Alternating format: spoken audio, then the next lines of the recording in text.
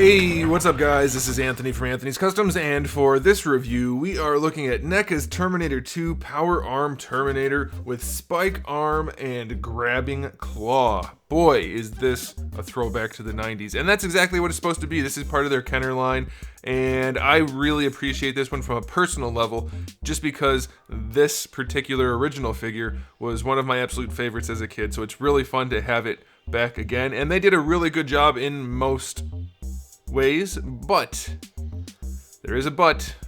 They did some things that do rub me the wrong way, and so we're gonna have to talk about all of that. So let's go ahead and get this guy off the stand and take a closer look.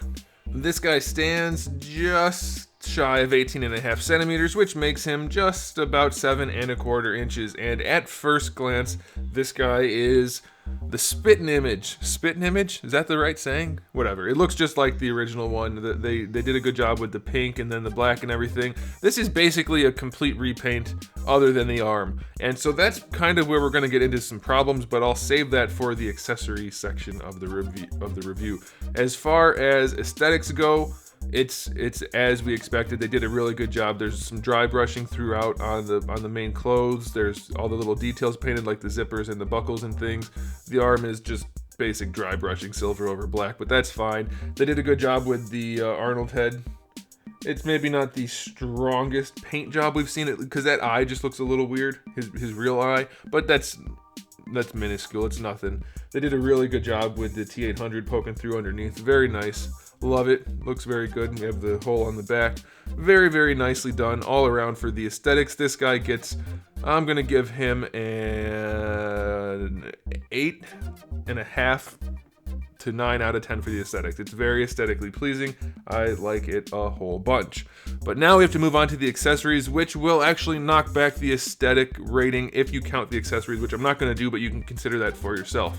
So, for the accessories, the big draw for this guy is the arm, the power arm. Now, here's the thing. The original release, unless I'm going completely crazy, but I don't think I am, had two separate ones. It had the big one, which is this oversized looking thing that had the spike launcher. So we do get the spike thing that pegs in on the front, so that's fine. And this arm is oversized and looks like it should for the most part, like an updated version, so that's fine. I like that. However, the thing that I was most fond of as a kid was the claw arm, and that was a separate arm that wasn't this big. Like, this is humongous and totally destroys the general look of the figure, so that does bug me quite a bit.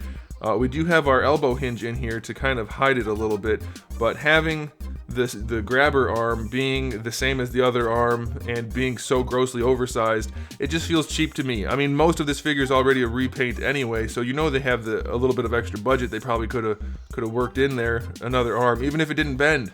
That would have been fine, but making it out of the same one just feels a little bit cheap, and I feel just they didn't need to do that. So that bugs me a little bit. This does have a hinge on either side, but here's the thing with the hinge. It works sometimes, and sometimes it doesn't. So you get the little pistons in there, unless it's just going to work now because I've already freed it up. Yeah, I don't get what's going on here. So this one just doesn't want to move. Like, it closes, but this one opens that much, and this one doesn't. Okay, so that's not even the problem I was addressing. At first, when I first operated both sides, they just snapped apart. The hinges came off, but I guess it's okay now. So it's cool that they included the pistons on there, but it does bug me a whole lot that we only have the one giant arm. So that is a bummer. But the cool thing is they did include, just like on the original one, a regular arm to go in the place of it. So that's really nice. So we do get another standard Arnold arm, but here's the thing, unless I'm going crazy again, the original one had battle damage like his face on his arm, and this is just another repainted, it's not even repainted probably, I mean it's the same paint job as the original release, so that does bum me out a little bit too. I feel like they didn't try as hard on this one because they knew people were going to buy it anyway, and that's not something I usually say about NECA, but it seems like it's the case this time. So that does bug me. You can count the ammo belt as an accessory if you want, and then we do also have this gun if you want to count that, because you should, it is actually an accessory. You do get the gun. However, they just wedged it in the package, so it is completely warped right off the jump. So you're gonna have to deal with that with a hairdryer or some warm water, which is not a big deal, but it is kind of frustrating that they just jammed it in there. I don't care for that either. That it just goes to show how this was not really as cared for as it should have been in terms of design and execution. So that's a bit of a bummer. But accessory wise, we're going to give it a 6 out of 10, only because it could have easily been so much better. I didn't expect it to be this way, but it is, and we have to be honest with the review here. So that's the case, unfortunately. Now, moving on to the articulation. I already showed you most of this arm, but I will show you that this pegs in. So technically that'll rotate if you wanted to, but you have a ball peg right here that connects the entire arm. So you have a pretty decent range of motion for that. You do get a bicep swivel technically, but almost none. And then you have your main hinge. So that's that. As for the main figure, it's your standard Arnold. But here's another issue I have with mine. I don't know if this is universal or not. The head just kind of pops right off, like without even really trying. It stays on, like it's not gonna fall off, but if you pose it just a little bit, like I wasn't forcing that, and it just comes right off. So be very careful with that. You may end up losing in the head, but we do have a ball peg there, and it poses, I guess, well enough. That's all you need for him. You saw we have a peg that pegs in right here, and then of course we have our hinge. So swivel hinge shoulders, not the best range in the world, but it'll be enough. Arnold doesn't need to get into crazy poses as Terminator. We have another swivel hinge for the elbow, just about 90 degrees, and then you have your rotation. And then for the wrists, we have just a double ball peg, which is still not a great design. They've been using these arms for a while now. It's fine, but it's not impressive, and it doesn't look especially good. For the torso, we just have a waist twist.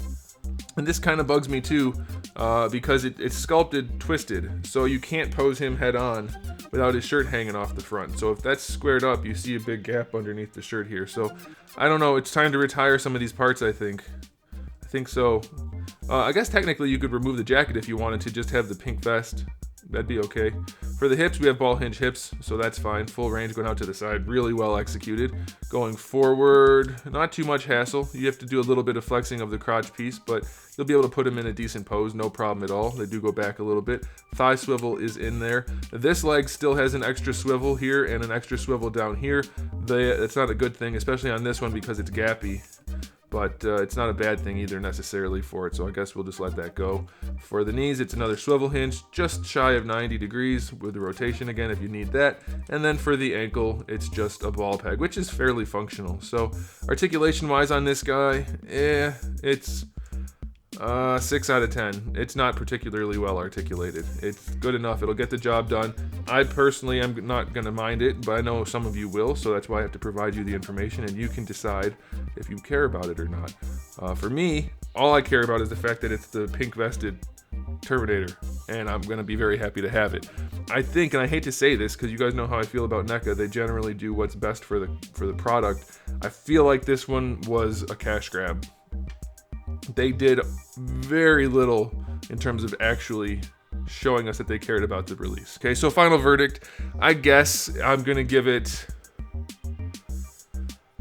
I mean, even though it could be a lot better in a lot of ways, they still did a decent enough job, and it still comes in at a fairly low price point. I'm gonna say a hesitant 7 out of 10. It could have been a lot better, but it could have been a lot worse. So 7 out of 10 seems fair. And that'll do it, guys. Thanks for watching. If you liked the video, please do give it a thumbs up. That really does tell YouTube that you guys at least like my content a little bit, and that helps me because it makes me feel good on the inside. And if you didn't like the video, well, I don't know what to tell you. It's too late now. So thanks for watching. And if you haven't subscribed, you probably should. I do have new videos out almost every single day with thousands of videos already on the channel. So there's plenty of stuff for you to check out. So you should go do that. And in the meantime, you should keep collecting.